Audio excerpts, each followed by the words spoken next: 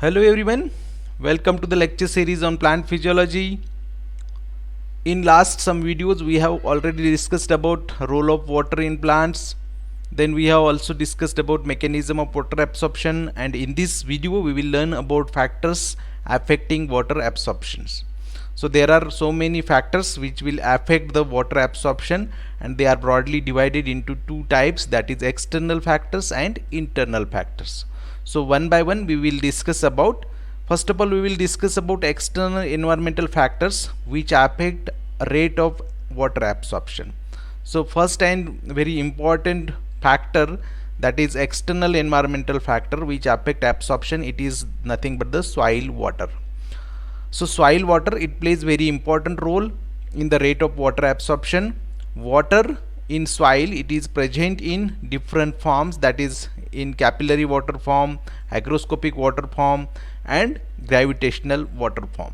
So out of all these different forms, capillary water is easily available for water absorption.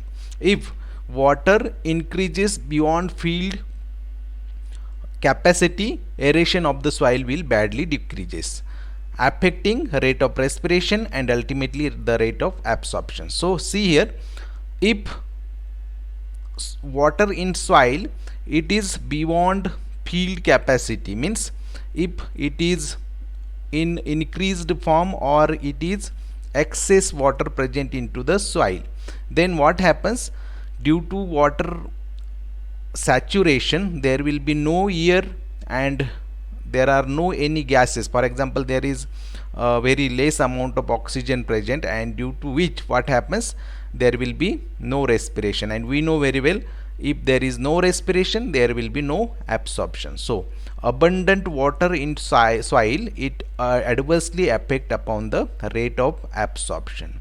Similarly, due to that what happen, in this way more water in the soil, it causes wilting of plants. So we think that how plant is wilted, though there is abundant water.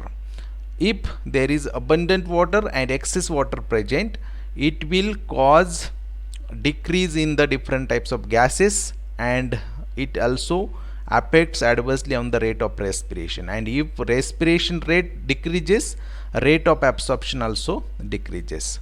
Similarly, there is another condition. If we see, if abundant water and excess water is present in soil, what happen? Now we will see, if very less quantity of water is present into the soil, or if soil is very dry, it contains very less water or no water, then also it will affect adversely on the growth of the plant, and in this condition also plants get wilted, because there is no water for to perform different metabolic activities of the plant, and it is not present into the soil, so that plant get wilted. So in this first case we have seen that soil should contains approximate quantity of water, it should not be more, it should not be very less. So this is very important factor which affects on the rate of absorption. Now second factor which is also very important, that is concentration of soil solution. So according to osmotic absorption theory, water absorption, it takes place if solute concentration of cell sap is more than that of soil. So there should be higher concentration of cell sap, means the solute concentration in cell sap, it should be more than the solute concentration in soil water. Then and then only endosmosis will take place, and water from the soil enters into the root hairs and root cells. But sometimes what happen, water may contains, that is soil water may contains micro and macronutrients elements dissolved in it, so they are abundant. So micro and macronutrients if found dissolved into the soil abundantly, then what happens, the concentration of soil water increases and it will more than that of the cell sap, and in this condition, this condition is against the soil gradients and absorption gradient, and in this condition osmotic pressure of soil water reaches more than that of cell sap and water is not absorbed. So we can see the plant failed to grow in saline fields. This is referred to as physiological dryness. So if any soil contains many solutes, they are dissolved in the soil water, then there will be no absorption. So we can see that if there is soil which is very saline and it has many salts present in it, in that soil there will be no water absorption and ultimately plants will become wilted. So concentration of soil solution, it affects badly on the absorption of water. So there should be less quantity of solutes present into the soil water as compared to cell sap concentration. Now we will see third environmental factor, external environmental factor, which affects badly on the absorption of water. The fluctuation, if any, affects the rate of absorption. So fluctuations, if more temperature is there, it will adversely affect on the rate of absorption. If there is very less temperature, it also affect badly on the rate of absorption. So more favorable temperature for water absorption, it is 20 degrees Celsius to 30 degrees Celsius. So this is very approximate and ideal range of temperature for water absorption. If water temperature is present in this range or in between this range, then water absorption, it will be ideal or it will be more. But if there will be fluctuation, that is if low range of temperature present or temperature is below, reaches below 20 degrees Celsius, then rate of absorption will be affected. And if moderately high temperature is there, then rate of absorption, it will be increased. So less temperature also decreases rate of absorption, and if temperature increases, for example in summer season, if we see if temperature reaches 45 degrees Celsius, what will happen? It will affect on water absorption, because that much temperature, it will kill the cells, and due to that the cells will become die, and due to which water absorption rate, it will be adversely affected. So in this case also we should know soil temperature should be in the range 20 degrees Celsius to 30 degrees Celsius, which is the ideal range for the water absorption. If temperature lowers down than that of this range, and if it will reaches more than that of this range, then also water absorption will be affected adversely. Now fourth point, we will see soil aeration. So this is also very important point. As we have seen, water absorption is sufficient and more efficient in well aerated soil. If soil is abundantly contains air or different types of gases are present into the soil in abundant quantity, then water absorption will be more, because we know very well that water absorption is closely related with respiration. So respiration will be takes place when soil is well aerated. The deficiency of oxygen inhibits the growth and metabolism, because oxygen requires for respiration and ultimately for the water absorption. So any soil, it should contains abundant quantity of oxygen, then and then only water absorption will be takes place.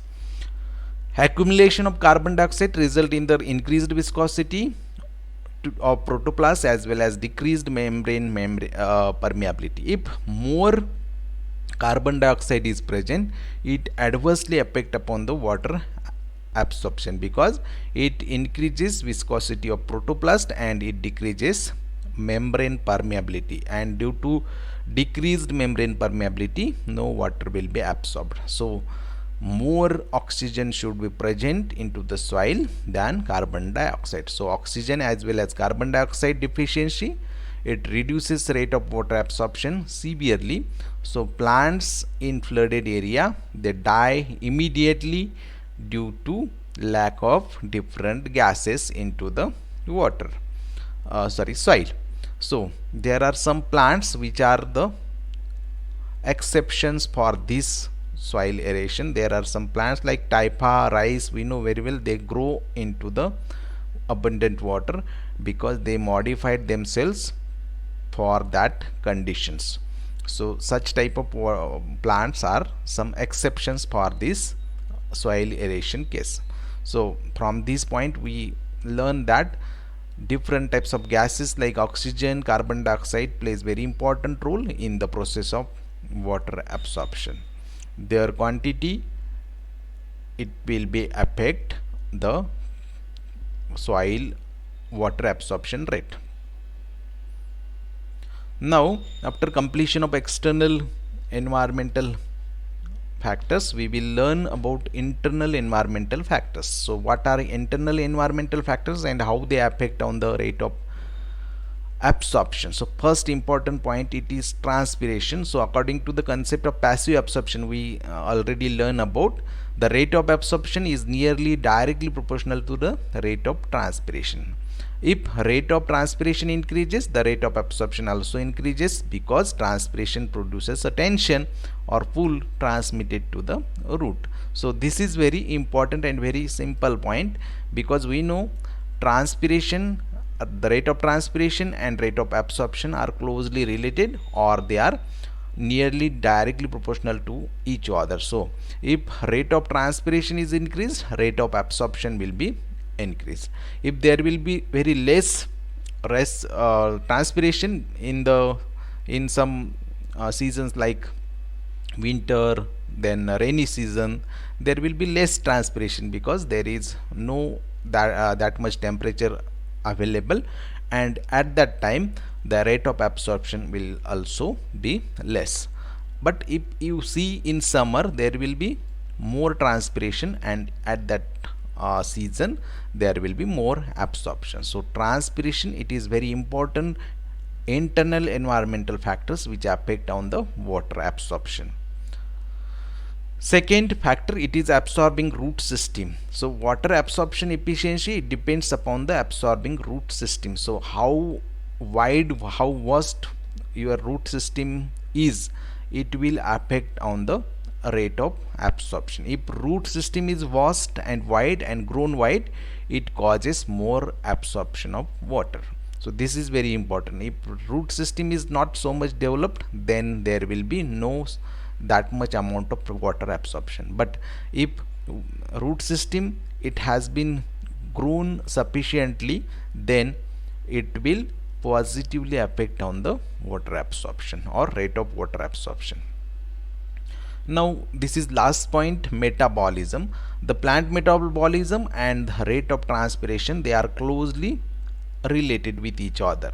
Poor aeration, application of anesthetic and KCN, it reduces rate of respiration, and due to which the rate of absorption will be decreased. So there are some metabolics, for example anesthetic application, or you use KCN, it is the inhibitor for respiration. If such type of different products we apply for plant, then they will affect on the plant metabolism, and due to that respiration will be decreased, and due to decrease in respiration rate, there will be decrease in water absorption. Same thing about transpiration. If there are so many factors, if you used anti-transpirants for example, so these anti-transpirants, they will reduce the rate of transpiration, and due to which the rate of absorption will be decreased. So in different types of metabolic processes, if there will be any effect takes place on the metabolism of the plant, then it will affect on the rate of absorption. So all these are the internal environmental factors which will adversely and positively affect on the rate of absorption of water. So in this lecture we learn about different types of external and environmental factors which are important for water absorption, or they are affecting water absorptions. Thanks for your attention. If you like video, like, comment, share, subscribe and press bell icon to get further notifications. Thanks.